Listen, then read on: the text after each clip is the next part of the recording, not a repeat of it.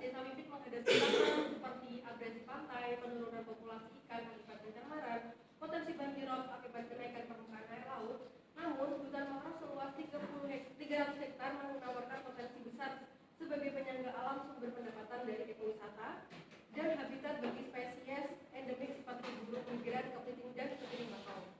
Master plan ini dibuat untuk mengintegrasikan pembangunan ekonomi dengan konservasi sesuai dengan target Sustainable Development Goals. Untuk tujuannya, yang pertama, memanfaatkan potensi mangrove untuk meningkatkan kesejahteraan masyarakat, membangun ketahanan desa terhadap bencana alam, mendorong diversifikasi ekonomi melalui ekowisata dan produk berbasis mangrove, dan menjaga kelestarian ekosistem untuk generasi mendatang. Analisis existing yang pertama adalah kondisi fisik lingkungan. Hutan mangrove utama terdiri dari spesies dominan seperti Rhizopora, Mucronata atau bakau merah, dan Avicenna mariana atau bakau api-api yang membentuk sabuk hijau sepanjang 10 km garis pantai. Namun sekitar 15% atau 45 hektar dari luas mengalami kerusakan, di mana 145,6 hektar dari total 222,90 hektar rusak berat dan 61,7 hektar rusak sedang.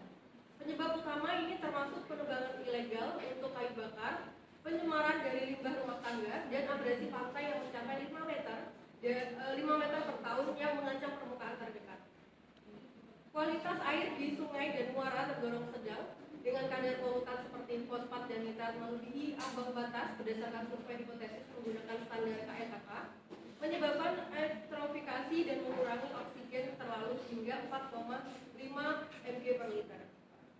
Terus yang terakhir ada biodiversitas tetap tinggi, terdapat sekitar 50 spesies burung seperti burung bangau dan burung cerek, dan 20 spesies ikan ekonomis misalnya seperti kakap dan bandeng, serta 10 spesies invertebrata seperti kepiting bakau.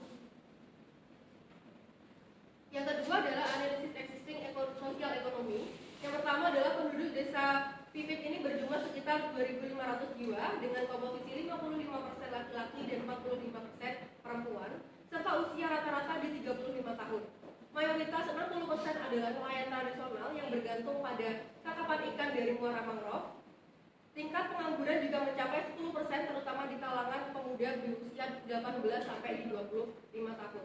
Potensi ekonomi dari mangrove termasuk produk madu bakau di 500 kg per tahun, dan kerajinan dari daun serta akar yang dikelola oleh kelompok UMKM perempuan menghasilkan 500 juta per tahun secara kolektif. Fasilitas sosial meliputi 1 puskesmas dengan 5 tenaga medis, 2 sekolah dasar dengan 300 siswa, 1 madrasah, tingkat pendidikan rendah dengan hanya 400% penduduk lulusan SMA yang mempengaruhi adaptasi terhadap perubahan iklim. Masyarakat memiliki pengetahuan lokal yang kuat tentang mangrove seperti penggunaan tanaman untuk obat tradisional, tapi menghadapi migrasi yang keluar hingga 1% per tahunnya ke kota besar. Ini serupa dengan tren nasional di pesisir, di mana mangrove juga berpotensi sebagai sumber pangan dan wisata. Kondisi infrastruktur di desa Pipit masih terbatas. Jalan utama beraspal sepanjang 10 km menghubungkan desa dengan kecamatan, tapi 30% rusak akibat banjir. Terdapat juga pelabuhan kecil untuk 100 perahu nelayan memiliki dermaga kayu yang rentan abrasi, sementara sistem irigasi sederhana hanya mencakup 50 hektar lahan pertanian. Jaringan listrik mencapai 80% rumah tangga, didukung panas surya komunal, serta sering padam saat badai.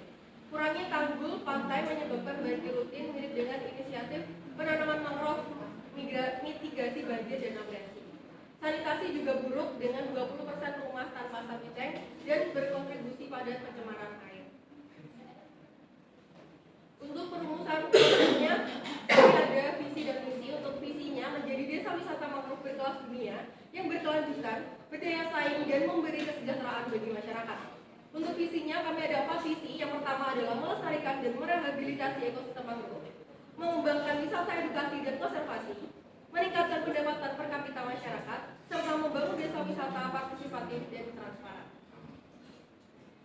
Untuk strategi pembangunan, yang pertama ada rehabilitas 100 hektar mangrove dalam 5 tahun pertama menggunakan teknik propagasi bibit lokal, pengembangan produk UMKM dengan target peningkatan pendapatan 20% per tahun, program pendidikan lingkungan di sekolah dan pelatihan ekowisata untuk 500 pemuda, serta pembangunan tanggul hijau sepanjang 5 km menggunakan tanaman mangrove.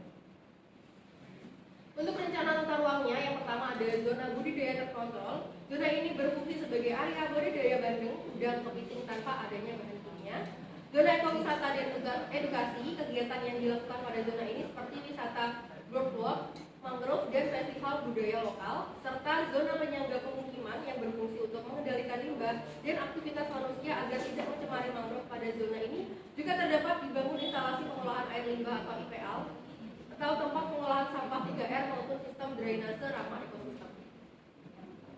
Untuk program jangka panjang, untuk kita mencapai di program jangka panjang di tahun 2040, kita juga mendapatkan program jangka pendek yang akan direalisasikan sedalam 5 tahun di tahun 2025 sampai di 2030, yang ini berrehabilitasi mangrove untuk biaya estimasi sekitar 5 miliar dari dana desa dan dana hibah, pelatihan UMKM dan pembangunan tanggul besar. Dilanjut dengan adanya program kerja jangka menengah di tahun 2031 hingga 2035 dengan pengembangan ekosistem dengan target 10.000 wisatawan per tahun, termasuk homestay dan museum mangrove diinvestasi sekitar 10 miliar. Yang program kerja jangka panjangnya di tahun 2036 hingga 2040 yaitu integrasi dengan jaringan transportasi regional, monitoring karbon mangrove untuk kredit karbon dan evaluasi tahunan. Dan dananya sekitar 40% dari dana desa, 30% dari hibah pemerintah, 20% swasta, dan 10% dari crowdfunding. Untuk review internal tim, kegiatan yang dilakukan yang pertama adalah dengan meninjau ekosistem program dengan analisis ekologi dan tata ruang untuk mencegah adanya konflik fungsi ruang dan meminimalisir risiko degradasi lingkungan. Yang kedua, memastikan rencana sesuai dengan kebijakan pesisir, RT/RW dan mitigasi bencana. Dengan mengintegrasikan kebijakan RT/RW dengan mitigasi bencana, maka akan menurunkan risiko dan meningkatkan keselamatan masyarakat. Yang ketiga adalah memverifikasi peta dan data fisik berdasarkan hasil survei lapangan. Kegiatan ini dilakukan untuk mendeteksi perubahan yang terjadi di lapangan seperti alih fungsi lahan, kerusakan lingkungan, dan kondisi fisik yang berbeda dari data lama. Untuk persiapan validasinya, yang pertama ada menyusun materi paparan mengenai analisis konsep program berdasarkan peta zonasi RT/RW di wilayah tersebut, mengidentifikasi stakeholder yang bersangkutan seperti pemerintah desa atau daerah, kelompok masyarakat, dinas lingkungan hidup, serta yang ketiga menentukan metode validasi dengan FGD, konsultasi publik maupun uji teknis, dan keempat adalah menyusun dokumen pendukung seperti analisis SWOT. Untuk pelaksanaan validasi, yang pertama ada memaparkan materi di hadapan stakeholder, melakukan diskusi dan pengumpulan saran serta melakukan terkait donasi, program maupun potensi konflik ruang yang dapat ditimbulkan, serta mengidentifikasi tambahan lokasi prioritas rehabilitasi. Perbaikan draft dilakukan berdasarkan hasil validasi dengan merevisi elemen-elemen seperti strategi pembangunan atau rencana tata ruang untuk lebih menekankan pelestarian mangrove dan manfaat bagi masyarakat, seperti dalam pengelolaan hutan mangrove berbasis masyarakat di desa Pipit. Tim internal juga mengintegrasikan saran, melakukan simulasi dampak, dan memastikan dokumen final siap untuk diimplementasikan, sehingga master plan menjadi panduan efektif untuk pembangunan desa yang berkelanjutan, seperti dalam pengembangan desa wisata yang menyesuaikan layout master plan. Proses ini mendukung desa mandiri melalui penyesuaian yang berkelanjutan. Mungkin dari saya itu, saya ucapkan terima kasih. Baik, untuk selanjutnya pada pembahasan 1 yaitu Muhammad Abdul Akus, dipersilakan untuk menanggapi. Assalamualaikum warahmatullahi wabarakatuh.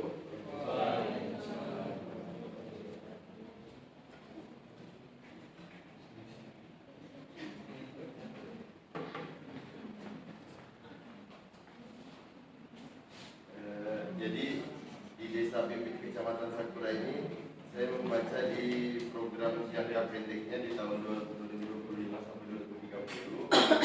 Nah, untuk pertanyaan saya itu apa saja rencana strategis jangka pendek di tahun tersebut yang diusulkan dalam master plan untuk mencapai visi desa wisata mangrove berkelas dunia yang berkelanjutan dan berapa estimasi total biaya untuk program-program ini? Sekian. Terima kasih untuk pembahasan 1. Yang selanjutnya pembahasan 2 kepada Sekili, dipersilakan. Biar aku periksa.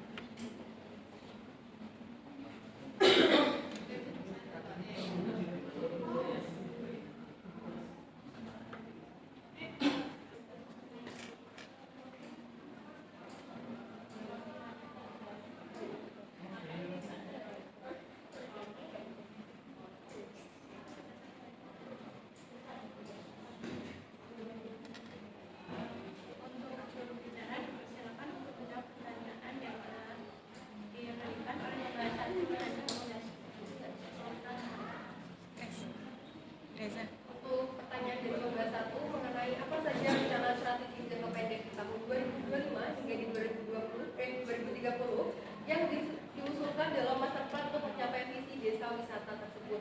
Untuk hal tersebut sudah saya tuangkan di dalam materi saya, yaitu yang pertama untuk rehabilitas mangrove dengan biaya sekitar 5 miliar dari dana desa dan dana hibah, serta pelatihan UKM dan pembangunan tanggul besar. Tanggul dasar. Untuk pembahas 1 gimana?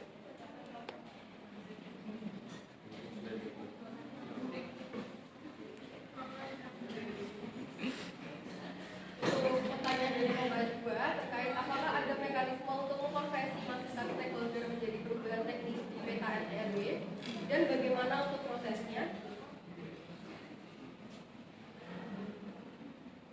Untuk menurut kelompok kami, ini mekanismenya ada terbagi menjadi 4 tahapan, yaitu tahapan persiapan dan pengumpulan masukan, analisis dan konversi masukan menjadi perubahan teknis, penyusunan pembahasan dan penetapan perubahan, beserta pemantauan dan peninjauan implementasi. Jadi terkait pertanyaan dari stakeholder tersebut masukannya, apakah bisa untuk mengkonversi perubahan di peta teknis RT/RW? Jawabannya adalah dengan mekanisme seperti yang saya sebutkan.